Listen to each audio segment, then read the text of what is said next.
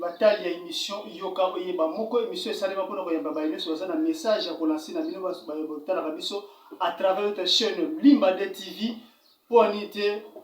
bino botalaka biso lokola na mboka ya France na Londres. En tout cas bolandi bolamu awa na Afrika, bolandi bolamu na mabota na bino liboso ya caméra na bino eza bino de Kotata Chabanda Limba. Alors lelo tozaba mokolo ya vendredi toza awa na kati ya centre village de nos ancêtres oyo ezokamama na bango moko Dr Papa Alain tokotuna mituna par rapport ya musala na ye oyo baza kosala kati na centre na biso village de nos ancêtres. Bonjour docteur. Oui, bonjour. Alors docteur batozotala biso bakoyeba boni santé boni centre ezotambola. Oui, santé eza malamu, centre pe vraiment tozokende malamu parce que tozosala vraiment mosala na ndenge ngobani. Voilà docteur, toye kozwa yo parce que tous ces derniers temps en tout cas moto mwindu to bato bazobela trop et puis tomoni vraiment ba épidémie vebe comme trop okende boyo nga kutu myom okende bonga kutu paralysé surtout paralysé ezui makasi ezui en plein ya kosakana te. Alors c'est pour ça toye koluka yo to tuna yo nini eza base ya ba maladie wana ya ba paralysie ya ba myom nini eza base yango. Je pense que on répondre sur tout na biso mama tu ndoki mapungu na France. Vous avez moko munganga na niveau ya France bambote ne belé ne kunda na ba réalité internationale na kati ya Londres bambote ne belé. En tout cas félicitations et loko sali na CP na parce que coach na journal il a gisi osala musala kuna kati ya Londres et puis ma film ont réalisé et omona na miso bato to tondi bino botondi na bino botala biso Kinshasa pourquoi pas na Mwanda et pourquoi pas na kati ya Londres de bonanga SVD on a fait biso mingi na kati ya Londres bambote belé. Donc nini za base ya maladie ya paralysie na ba myome wana. Bon maladie eza ebele ndenge olobi base ya paralysie. Paralysie tokobenga ngo na baterme moko vulgaire. Paralysie eza causé na maladie ba cause ebele. Ya liboso soki moto aza paralysé elingi koloba partie moko ya nzoto na ye eza lisusu sensible te. Donc partie ya nzoto ya moto mpo ezala sensible te, c'est-à-dire eza causé na eloko moko. Ya liboso toa kolobela AVC. AVC ezalaka plus causé na tension.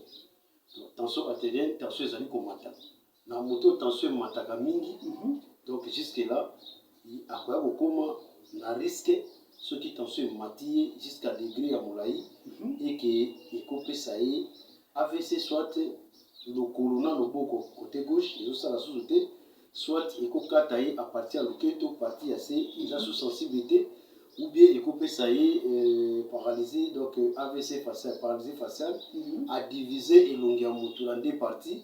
abendi monoko na ngambo, soit akobaki kosala ke partie moko vraiment ntango ozoloba lisu ezosala so mouvement te to monoko ezotombama te. Donc na ele moko. Donc oyo tobengi AVC ezalaka plus causé na biloko tozali kobenga maladie oyo tobengi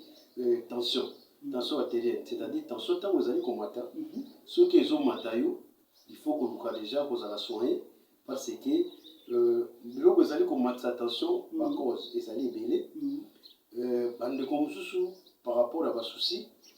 avandi bafaire ezomarche bien te souci ezali tension ekoki komata kokonsome plus sel mungwa olinga kolia plus likayabu eza na mungwa makasi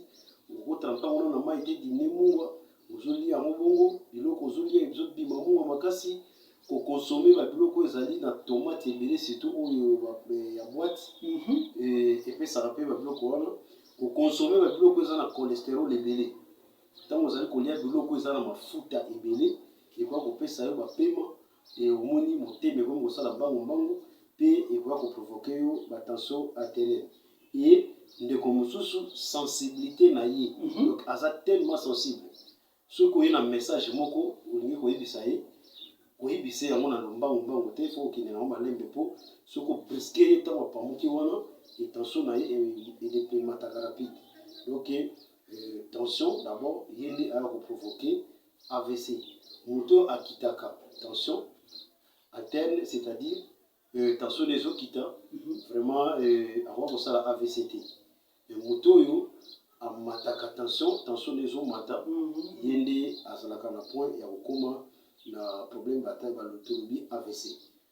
Jusque là, ce qui te parlait dans d'autres termes paralysie. Donc moto soit kokoma na paralysie parce que azan un problème, il y a fracture na niveau ya colonne. Donc colonne se séparée entre partie inférieure na partie supérieure. Donc et puis espace et partie inférieure ya nzoto ezo sala sauter. Tant partie inférieure ya nzoto ya moto ezo sala sauter, c'est-à-dire moto na aza paralysé de deux membres. Donc moi atelema ezate parce que colonne na eza séparée entre les parties supérieures na partie inférieure. Mais ça na moto mususu azali na paralysie ya membre moko, c'est-à-dire le boko ezosala mo mouvement mais le colo ezosala te parce que eza détaché à partir ya disque c'est-à-dire na hanche na ye. Donc le colo eza déplacé donc féminin na ye eza collé te na bassin, c'est-à-dire moto akomi na problème ya paralysie. Donc fracture ekumbaka paralysie et en même temps infection aussi et à combat paralysie. Infection peut combattre paralysie. Oui, infection combat paralysie dans le sens tant vous allez dans l'infection, tant vous allez évoluer et quoi que provoquer ba tâche na niveau ya ba os na yo. Ba tâche wana na développement de yeko benga ma tuberculose osseuse. Donc vandi vous allez ressentir na kati ya mikuwa ezoswa.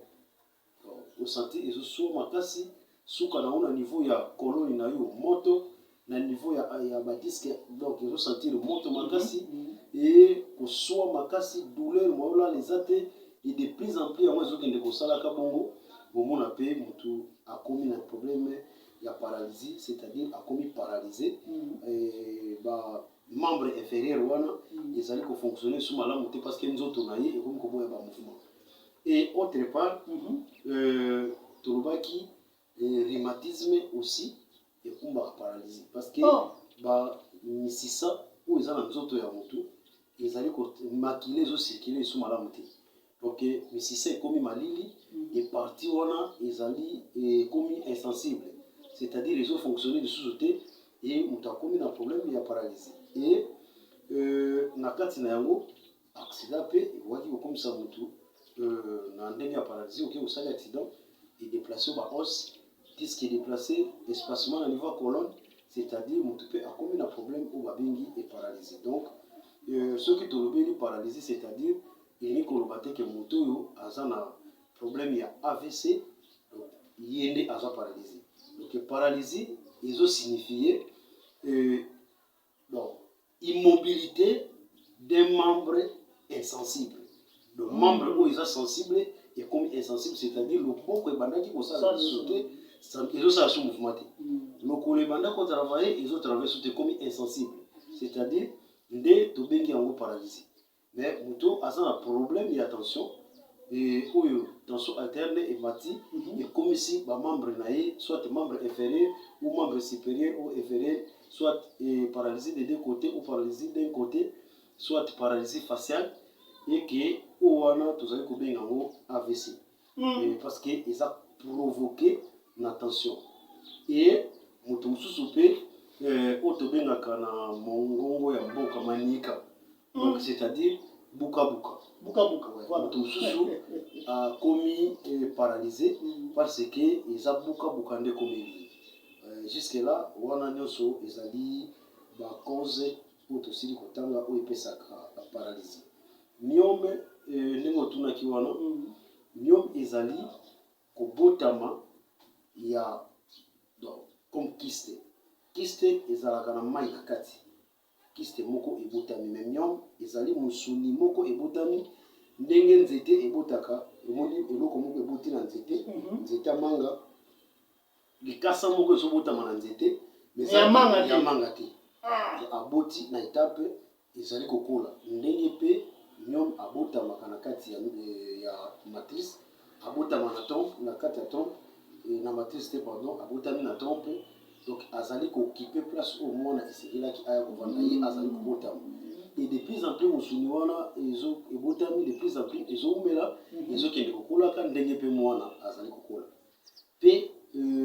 nyome azalaka plus provoqué tokoloba que non provoqué na bainfection azalaka plus provoqué nini ezali donc lokola maladie ya myome maladie eza maladie ya batrompe trompe aza na maladie na ye donc akoki kobota kiste to akoki kobota myome e na développement na yango soki myome mibale oyo aza myome oyo myome basangani nde ayaka koprovoke oyo tobengi vibrone donc vibrone c'est-à-dire musuni moko masse moko ebotami ya musuni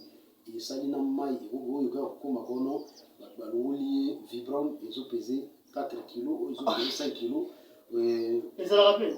ezali mpe ezali kose présente na kati moyen moto akoncevoir eza te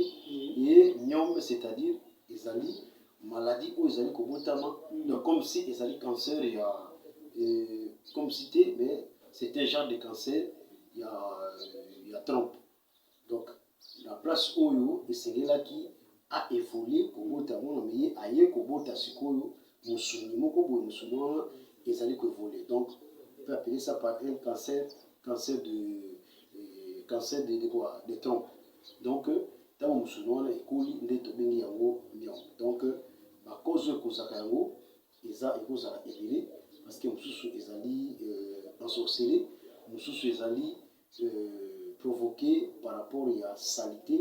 na niveau ya batrompe na yo batrompe eza salité jusque là salité wana eye kobota mwa bambuma lokola moto azali mwa makwanza ntango makwanza wana ebandi libanda tokwanzaka siko kuna na kati okende kwanza eza te obandi osentir badouleur bamot de ventre ti à un certain niveau sentir ezokende musuni wana ezokende kokolaka kobotamaka koévolue ti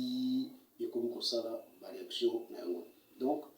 ndenge olobaki bamaladie eza ebele na moma oyo ezali kotungisa biso c'est-à-dire bamaladie ebele oyo ezali cause vraiment na eloko mosusu yo moto ozobela oyebi te ke maladi oyo ezalaki cause na sansi boye donc ndenge tolobi wana moto akomi paralysé eloko ekomisi paralysé eza bainfection po ocroire yango d'abord que nos infections moto ekomi soko eza epe mpasi soit te esika ozali wana otia yango na makanisi yango ke non nakomi paralysé parce que eza rhumatisme or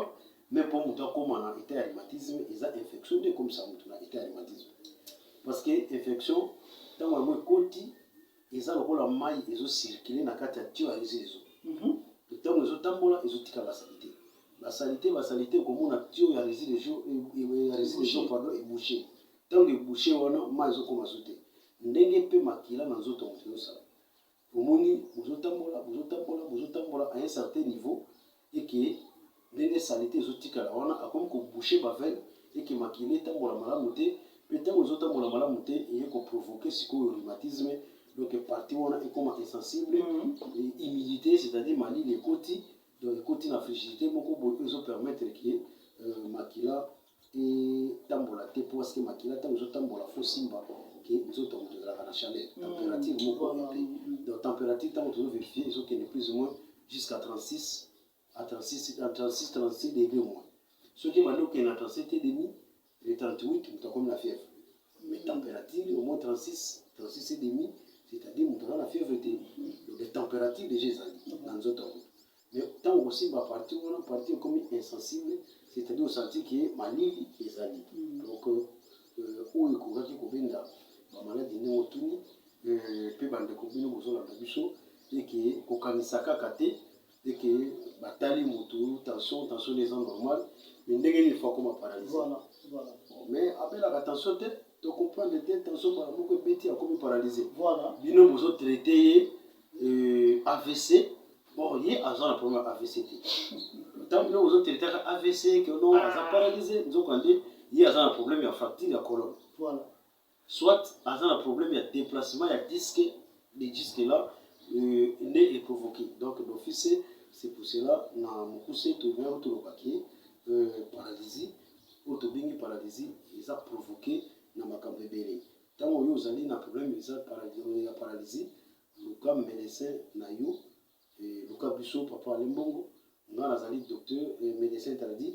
na centre na biso village de nos ancêtres tozali kodécanter basituation nyonso wana ezala oza paralysé na problème oyo tobengi ya fracture ezala disque eza déplacé ezala osalaki accident ezalaki baos nde eza na problème ezalaki oza na débit soit toza na tuberculose osseuse tokotraite yo mpe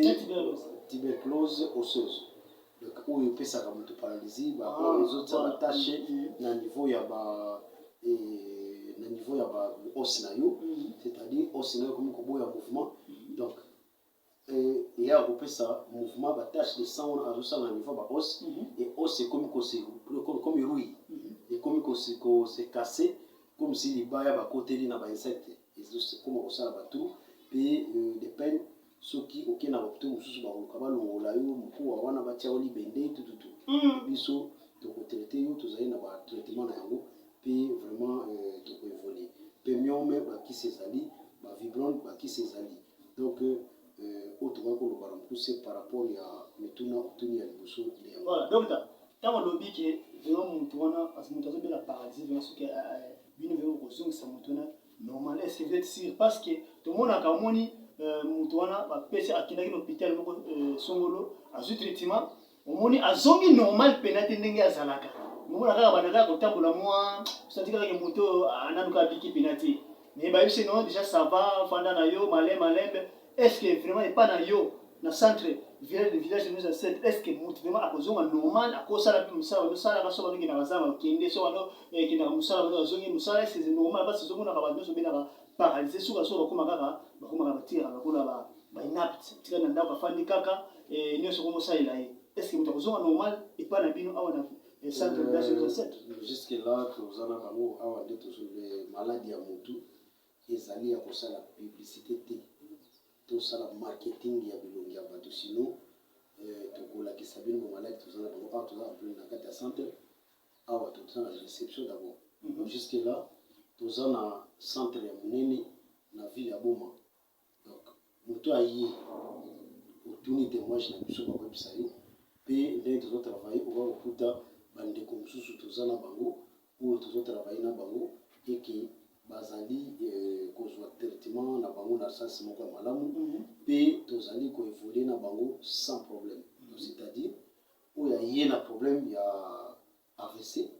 oyo na problème ya paralysie c'est-à-dire sur la lobby problème AVC na tie AVC côté mosusu parce que eza causé na tension artérielle donc nde na tie AVC côté mosusu et paralysie na obengi paralysie parce que oui AVC nde ekumbi nani tension artérielle nde ekumbi AVC donc c'est-à-dire na moto azalaki na tension membre supérieur et inférieur ezofonctionne su te mais paralysie na moto soit aza na bukabuka na moto aza na rhumatisme na moto aza na fracture déplacement des os tuberculose osseuse et tobengi yango toujours paralysie donc d'office soki eye awa epa na biso traitement prise en charge assuré combien de jours combien de mois parce que bino boza bayo bosala bakisa kokoko eloko moko tokolobaka Dieu est le maître des temps et des circonstances biso tobakoyebisa yo ke na moto mosusu tokotraite par exemple dans une semaine voilà tu vois yango on est pas na nini non mais epa na biso tokoki koyebisa mikolo te parce que nzambe nde moto apesaka traitement c'est-à-dire eza na moto mosusu yo osali programme okotraite dans une semaine ou bien 2 semaines ntango aye asali rechite c'est-à-dire maloba nolobaki eza ekokisami te mpo oza condamné inutilement biso totambolaka selon ka oyo toyambi selon maladi ndenge ezali kokende donc oyo toza nango nde yango wana soki motuna mosusu ezali voilà donc ta merci na bituna na biyano na yo oyanoli biso je pense que bato oyo bazolanda biso mingi vraiment basosoli bacomprendre ke mosala eza kosalima awa na kati ya centre village de nos ancêtres alors bakisi wana osalelaka yango bakisi wana ozongaka awa na kati ya Congo to awa na kati ya ville ya Boma parce que bakisi wana mpe ezokoesenga futa mosu ekokuta mosika barecherche osala barecherche yango ndenge nini bon toza na bakisi ebele mosusu première chose bakisi mosusu awa omoni nzete na nzete eza na milieu nango ebotamaka eza lokola nzete mosusu tokoluka yango awa eza te me tokokende na mbanza kongo ezali nzete mosusu awa eza te biso tokende na kabinda tokodécouvrir nzete wana eza ebele banzete mosusu awa toza nango te tokende cataracte ezali banzete mosusu awa eza te na Sénégal eza ebele c'est-à-dire tosalaka barecherche possible ya kozwa plante par plante oyo ekoservir biso kosala mosala mpe kopesa guérison na ndenge yango ezali e awa epa na biso tozotravaille na manière ya barecherche c'est-à-dire tozotraite na médecine moderne soki ezosenga batonga kokozwa batonga non jusque là médecine moderne na médecine traditionnelle toza ministère moko médecine traditionnelle na médecine traditionnelle nyonso eza médecine toza kaka na ministre moko ministre ya santé publique toyoka non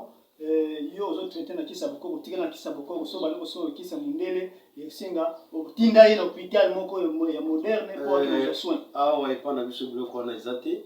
tozotraite soki esengi toza na bamédecin moderne sur place na centre na biso toza na bamédecin traditionnel awa na centre na bino nazanga moko te toza na bainfirmier en collaboration donc tozotravaille en collaboration na médecine moderne d'abord pour implanter centre na biso toza na autorisation to note d'implantation ya médecin chef de zone médecin chef de zone aza tradite aza garant ya ministère ya santé publique oyo azali vraiment kolandela makambo ya santé azo représenter ministre de la santé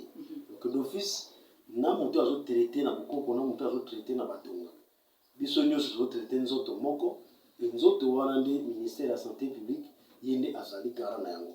et c'est pourquoi awa epa na biso toza wana te ke non ntango ezosenga tonga te biso kende koluka bato batomona batonga toza wana bien placé toza na bamédecin toza na bango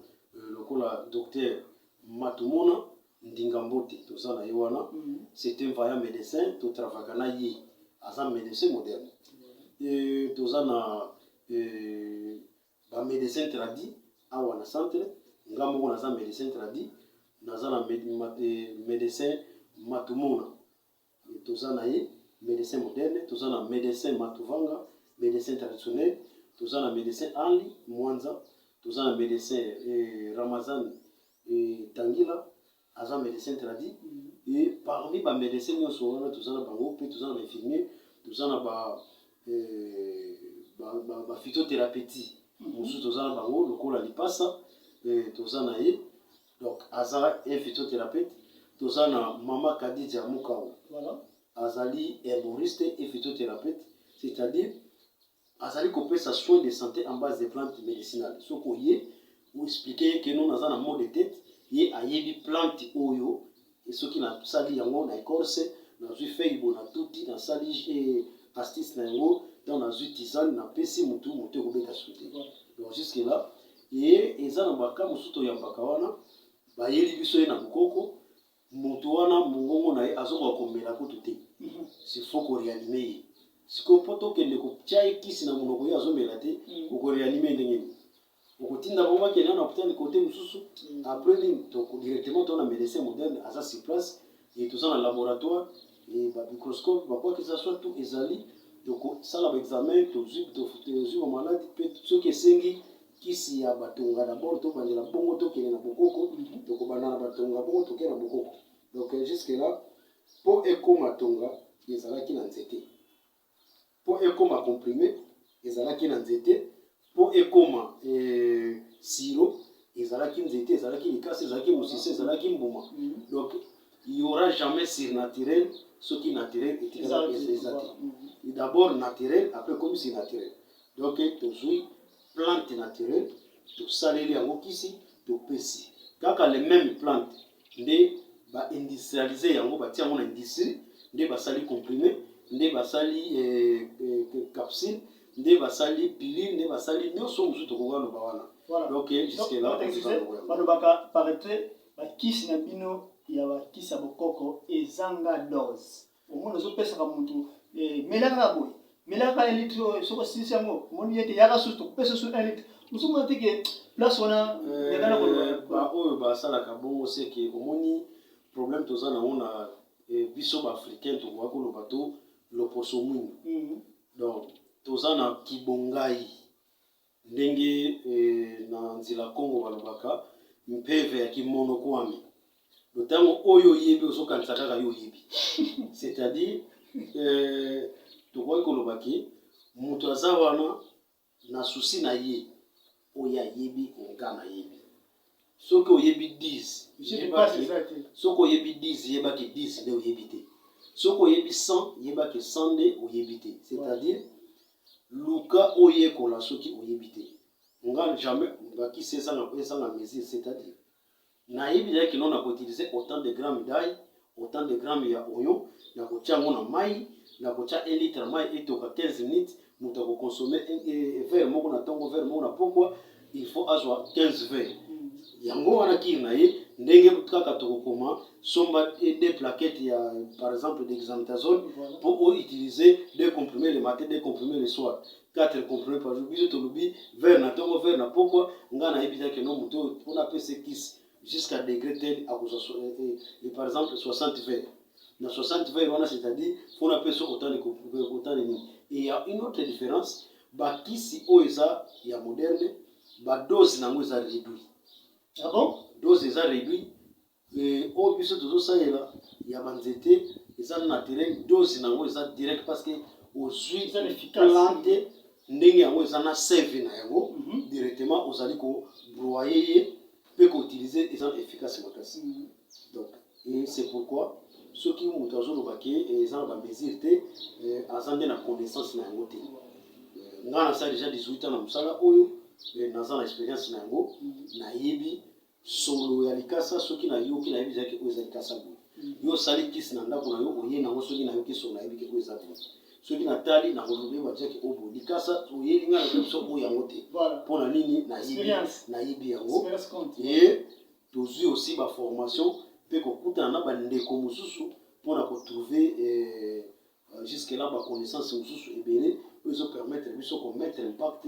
ya médecine traditionnelle na mboka na biso ya Congo to na Afrique to na loposo na biso mwindo pe ko se référaka na ba ka ebele on a médecine moderne jusqu'à maintenant moi ba persistance ezana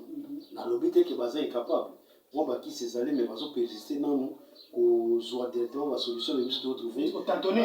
bazo tantonner te na ko persister surtout le ko tantonner c'est-à-dire mabé les a ko persister donc neti mutaza na problème cardiaque biso zo traiter yango na moindre des choses et mutaza na problème de cirrhose des fois biso to traiter na moindre des choses premier deuxième degré OK na mutaza azana problème il y a pancréas biso zo traiter problème wana na facilité na ba kisi na biso et mutaza na problème il y a barrette biso zo trouver la solution na rapidité mais la médecine moderne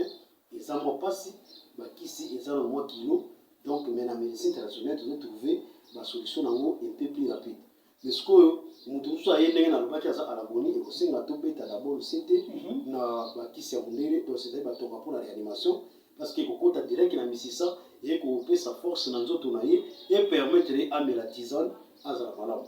ce qui peut ça et maladie ou les a intoxiqué na ba démon to esprit impur voilà question na ba na esprit okina ngai papa le nazali exorciste un exorciste c'est-à-dire azali muto atelemela kabili mo mabe ko bengana yango ko